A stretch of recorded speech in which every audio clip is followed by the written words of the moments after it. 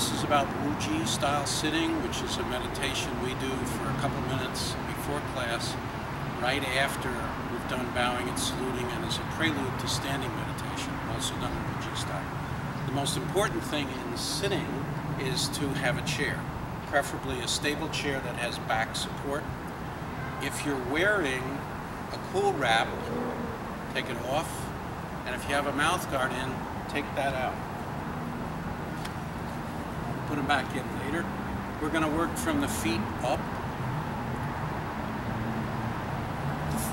In front of the feet, there'll be, and beneath them, there'll be a pattern laid out in a mat that has an outline of your personal shoes and where the distance is set for how far apart your feet personally are supposed to be.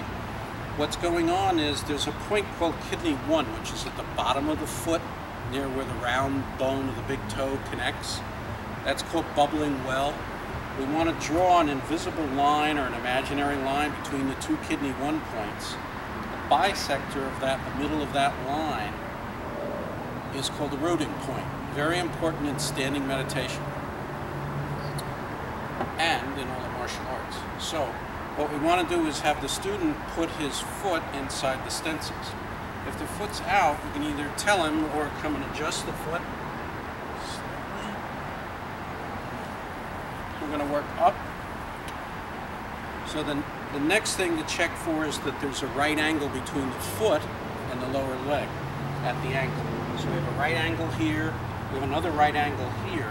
When we get to the knee, we want the upper leg flat, so that's a right angle. But the critical thing is where the hands are. WuJi, the hand positions are extremely specific. First of all, there's going to be a thumb using lung 20 point on this meridian. This finger's on a meridian, this finger's on a meridian. These guys are arrayed this way together. So there's three acupuncture points on the two fingers. They're touching on the gallbladder meridian, which is on the outside seam of the pants.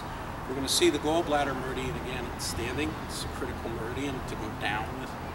And then the next thing is we want the wrist relaxed, so it's not arched, just relaxed here and straight. Then the elbow is also soft. No tension in the elbow. We don't want the elbows out like that. We want them in soft, but not pressing against the ribs, because you want the ribs to be able to expand in and out like a bellows. Above that, what we have is the shoulders. So we want a straight line from the shoulder to the elbow, to the wrist, to the knee, down to the foot. It should be straight on this side, then you want to check over on this side that it's also straight. So we have a pair of rails almost. Then for most people, what you have to do is balance the shoulders slightly. Sometimes that tilts the head. We're going to get to that in a minute.